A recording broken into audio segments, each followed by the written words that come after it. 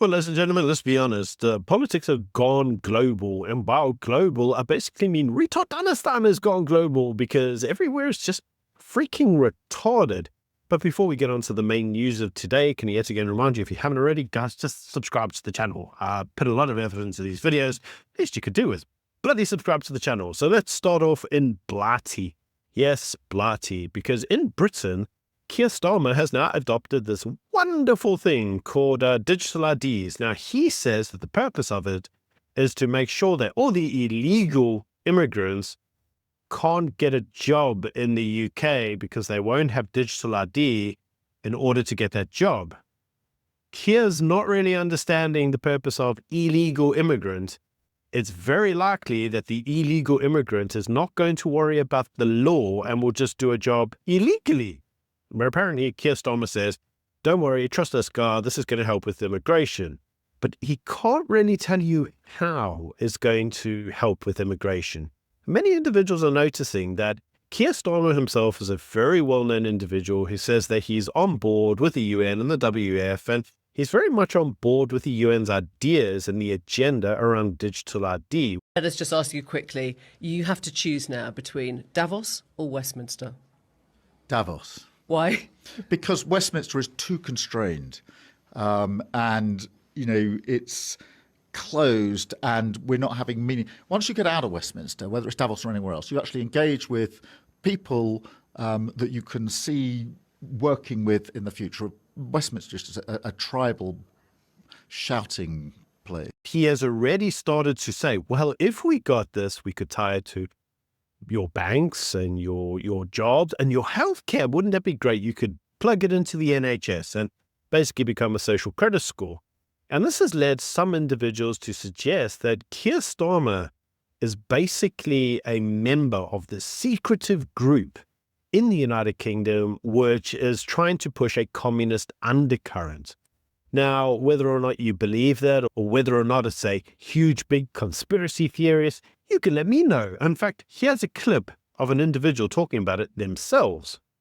And that might sound shocking. It does sound very shocking. Every senior member of our cabinet, and actually I think pretty much every senior Labour politician, certainly over the last 25 years, have been members of the Fabian Society. And for those who don't know, the Fabian Society is a secretive organisation who believe in communism through evolution, not revolution. Their logo is a wolf in sheep's clothing. That says it all. That says a lot. And then when you look at the UK, what's happening and what's happened, certainly in the last 25 years, if you look at it through a Marxist or a communist lens, things start to come into focus of what's actually happening. And going away from the investment world, you look at the deliberate destruction of families, the deliberate destruction of religion. These are all communist tactics, if you like, because under a communist regime, the only thing that matters is the state. The state provides, the state is all. And you start to sort of join the dots on this, and you think, okay, this is what we're up against.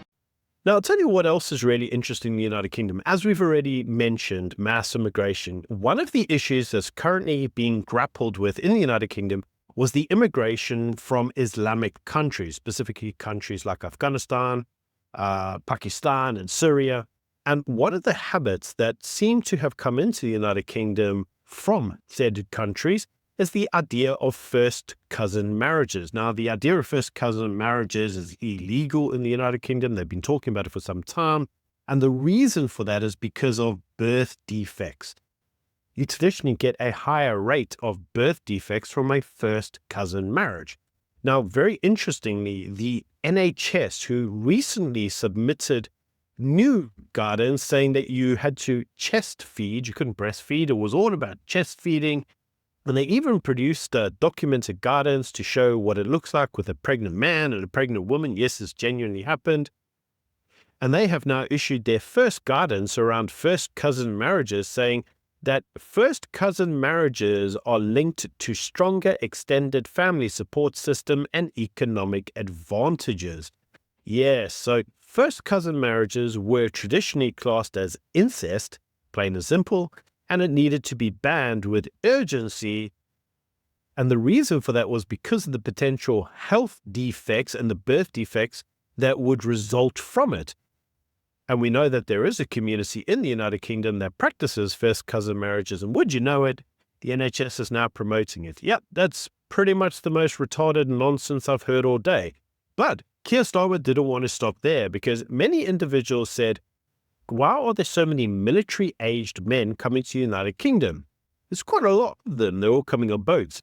In fact, they're saying on average, there's roughly around 1,000 that rock up on the boats every day, these boats people. Well, Keir Starmer has got an answer as to why they come into the UK, all these military-aged men. It's climate change. Yes, so apparently you can now beat climate change or escape it by going to Blighty. Yes, that makes a lot of sense. In fact, yeah, you can listen to Keir Starmer talk about it himself. I think we need to look at every aspect of illegal migration, upstream, looking at the causes, which of course are often poverty, climate change, persecution. Look at the causes. So yes, the entire United Kingdom is a freaking joke. So let's move on to the big news stories elsewhere. Well, you would have noticed that yesterday, Trump had a massive, huge, big press conference, which I must be honest, I watched the whole thing. I waited a bloody long time for the press conference to start. It seemed like it was just going to drag on forever. And during it, he unveiled what he called the peace deal of the century, of all time, a piecemeal, 2,000 years worth in the making. It's the peace deal between Gaza, or Palestine, and Israel. And in this plan, he outlined what it would include. He said that there were a 20-point deal that was being pushed, and the key elements would be a ceasefire, a pause in fighting, a hostage and prisoner swaps, disarmament of Hamas, and a phased Israeli withdrawal. There would then be a transitional or interim government in Gaza with international oversight. And Benjamin Netanyahu, the Prime Minister of Israel, Bibi, has publicly affirmed that he actually supports this plan. It's being sold as a way to end the war whilst maintaining pressure on Hamas. Now, according to Trump, several Muslim countries welcomed the plan as a potential path forward. But in typical fashion, the Islamist jihadis, the Gaza-based group, rejected it, and they branded it as a continuation of aggression, possibly as a trap. Now, this split reveals fractures because not everybody buys the peace framework, but on the whole, the majority of the Arab countries are starting to get behind Israel, and they're like, they're hurtful with this. They're like, we just want this whole conflict over. It's only really the so-called jihadis that don't want the conflict over, and that's important to understand. Now, the meeting between Trump and Netanyahu was used as a publicity anchor. Some critics are arguing that the timing is politically convenient. It's effectively a reset narrative before tensions escalate and it goes into the next phase. Because what's effectively being suggested is, here's a peace deal, you can accept it. If you don't accept it, we're going to literally level the place, end of, and you're going to deserve it because you didn't want peace. And so some individuals are suggesting that this is nothing more than political theater. Now, I'm not sure that I actually agree with that. Like, I understand what people are saying. Now, you see, there is a strange thing happening in the Middle East, and it's not happening in the West because the West is retarded, but the actual Muslim-dominated countries are now starting to get to a point where they are actually starting to normalize relations with Israel. They're tired of fighting. They just want Israel to get on and do its stuff. And you can even see this in the president of Indonesia, who said, we will only have peace when we recognize, respect, and guarantee the security of Israel. In fact, have a look.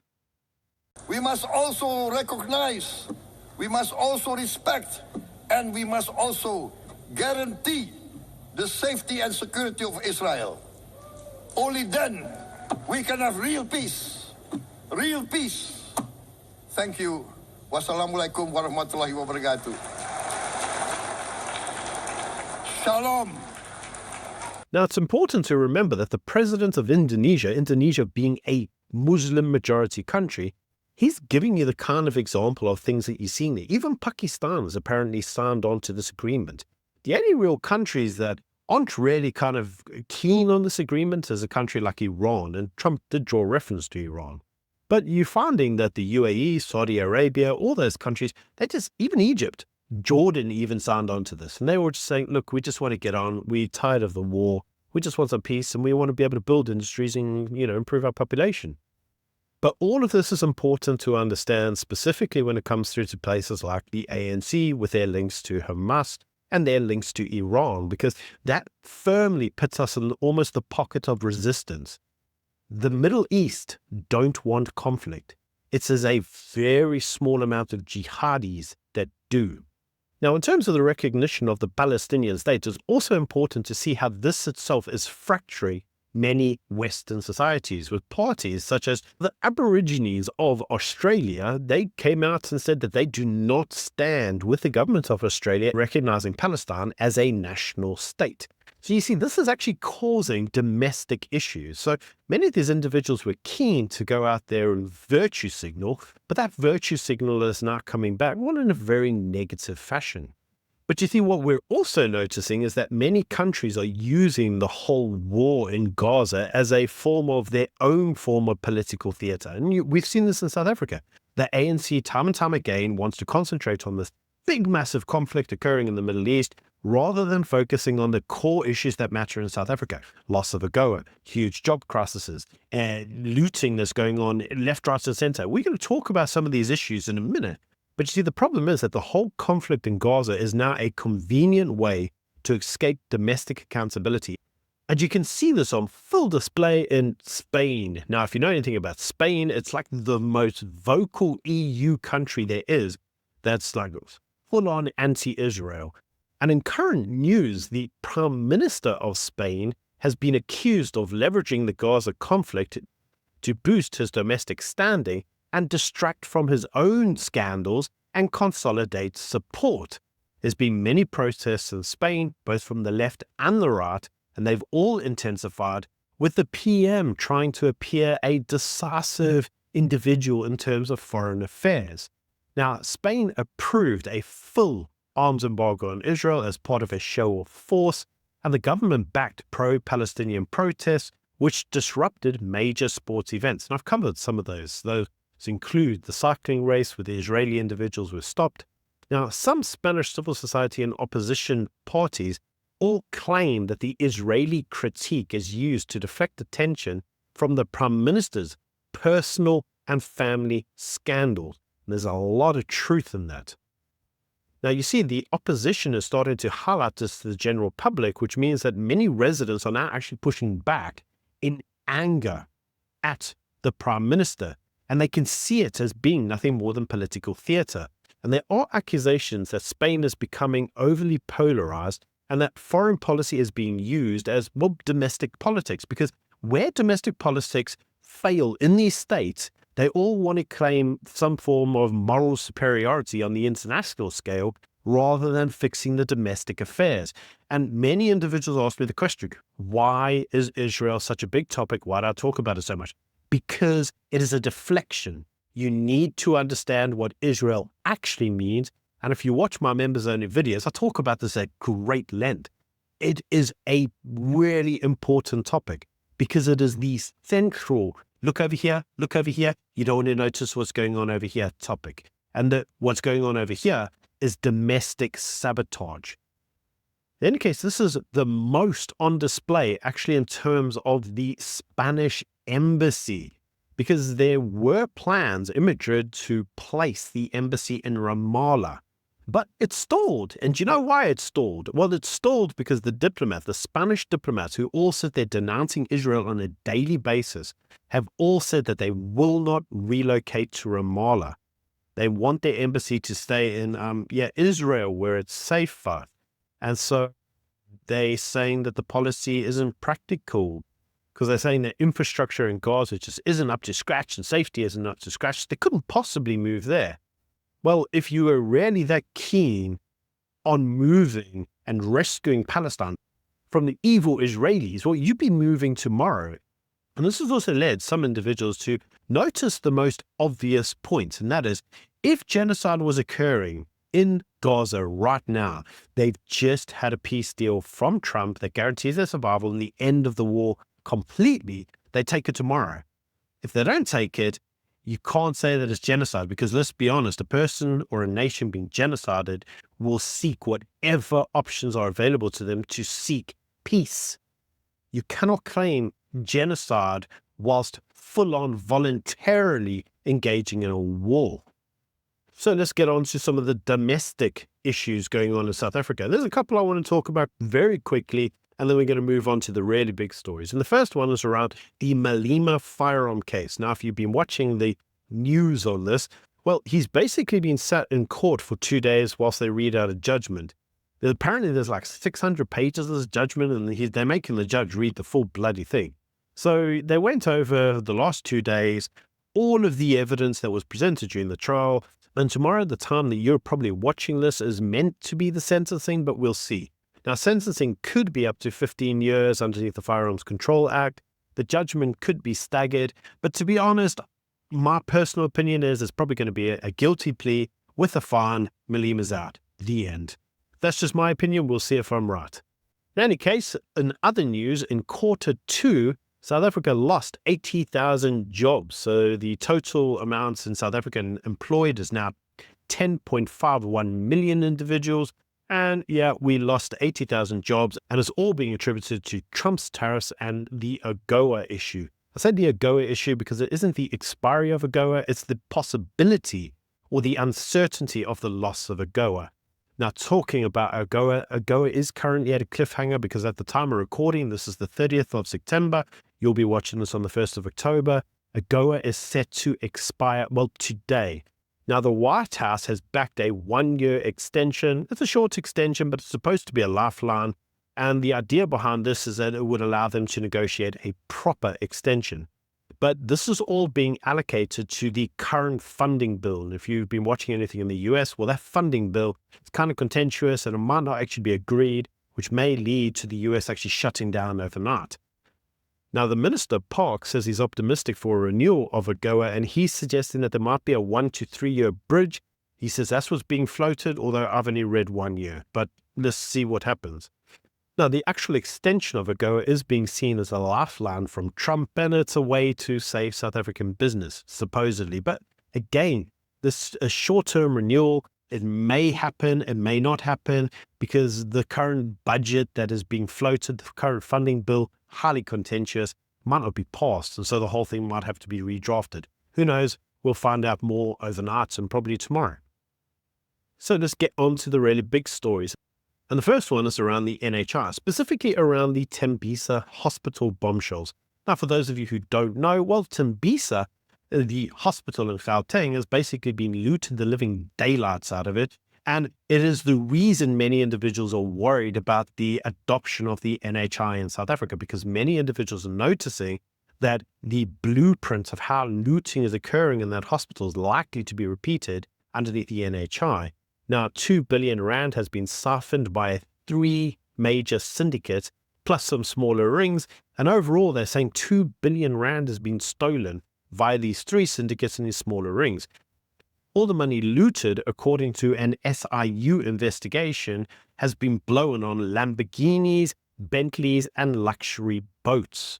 So how it actually worked is that, according to the SIU investigation, clerks were paid 16 million rand, an assistant nurse was paid 7.3 million rand, nice gig if you can get one, and some managers were paid 67 million rand to grease fraudulent suppliers. So they would then take their money and they'd buy fraudulent suppliers from these suppliers.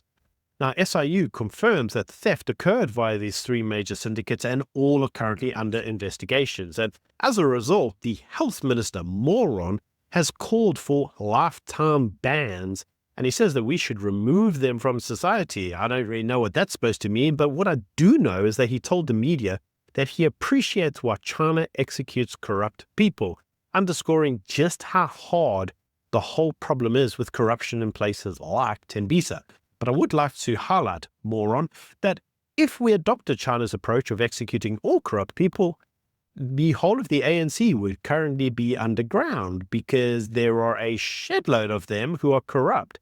But you see, there is another part about this, and that is that China actually holds their corruption accused to account. In South Africa, we just apply the Stalingrad strategy and we just drag things out on the never-never and eventually just drop the case on the basis of, well, incompetence. So no one here even gets a prison sentence. They don't even get a fine. They don't even get a slap on the wrist. They all just get a withdrawn case, because the MPA is unable to actually get a case all the way through to successful prosecution and sentencing. Another issue that's now occurring because of the potential budget shortfalls at our hospitals thanks to catastrophes like Tembisa, the finance minister says that we now need to review the old slogan, the ANC slogan, that South Africa belongs to all those who live in it. And he's arguing that what we need to do is actually apply our rules to citizens only, and that illegal immigrants who are in the country should not be able to access public facilities because they're putting a strain on the system, and that strain isn't budgeted for and we can't afford it. Now, this policy isn't actually that different from what individuals such as Gator McKenzie proposes. There is a big push to force out illegal immigrants because South Africa cannot afford its existing infrastructure, let alone providing infrastructure for a bunch of individuals who are in the country illegally and contributing nothing towards the tax base. You can let me know what you think of that in the comment section below. Now, on to the really big news story of today, because this news story is like quintessentially the ANC and the risk that the ANC poses, well, to itself. Because for all of you who recall, we currently have an inquiry going on in Parliament following the whistleblower, the police commander in KZN, who said that the police ministry, the government, the ANC officials were interfering in SAPS and that they had stopped an investigation into the political killings task force that was investigating all the high-profile hits that had been pushed out by ANC individuals. So, you know that this supposedly even implicated, well, the current police minister who's currently on suspension, whilst an individual from, well, an academic background is currently standing in as the police minister. So, what's actually happened? Well, a previous police minister, nicknamed Nathi, well, he's currently the South African ambassador to France. And as I said, he was actually a former police minister. Now, he served in multiple cabinet roles, which also included arts and culture, sports, and obviously the police ministry. Now, he was currently due to be summoned to this investigation body, this political investigations following the whistleblowing allegations that have been made. And would you know it? Well, today he accidentally, without notice, just happened to die in France. Let's talk about that. Because the report was that he went missing after his wife received a worrying message, which is leading some individuals to say that actually the individual's been bumped off. It's not an accident, it's not suicide. Well, his body was found outside at the base of the Hyatt Hotel in Paris. Now, his hotel room was on the 22nd floor. The security window had been forced open, and it was noticed that the individual had fallen out accidentally out of the 22nd floor and obviously died on impact on the floor. Now, French prosecutors are actually investigating, and it's unclear, according to them, whether it was suicide, an accident, or was it actually murder. Now, many of us are saying, well, this is actually murder. It looks like a political assassination, because this individual had actually been named in this whole corruption scandal. He was one of the three ministers who the KZN whistleblower, the police commander from KZN, actually has implicated in the political killings investigations. So in his actual testimony. Now, as you know, this individual, naturally, because he's been named, would be a sensitive individual. He has links to past police and security roles under Zuma. So he is the very individual who's being investigated. He's being named. And would you know it, he just accidentally died. Nobody knows. I mean, what could possibly have gone on? Now, South Africa's foreign ministry has expressed deep sorrow and says that it's monitoring the investigation. Yeah, this wasn't a political assassination to silence a potential witness in the future at all. No, never. And unfortunately, ladies and gentlemen, if it turns out that the individual was murdered, allegedly, we have to say allegedly just to cover us, well, what this actually shows is that the ANC is attempting to silence those who may talk about it and who may actually testify as to just how mafia-esque the ANC has become. The ANC is truly a disease on this country. And this case, this whistleblower case from the hero commander of KZN, is the very catastrophe that will ultimately sink the ANC. We've seen weeks on weeks on weeks, the ANC doesn't care if it gets sanctioned. It doesn't care about economic pressure on South Africa. They don't care what they do to yours or my life. They will happily side with the worst despots in the world. But this case specifically can sink the ANC like nothing else. And that is why it would appear that there is a degree of political silencing occurring. In any case, that's just my views. Do let me know what you think in the comment section below. Until tomorrow, bye.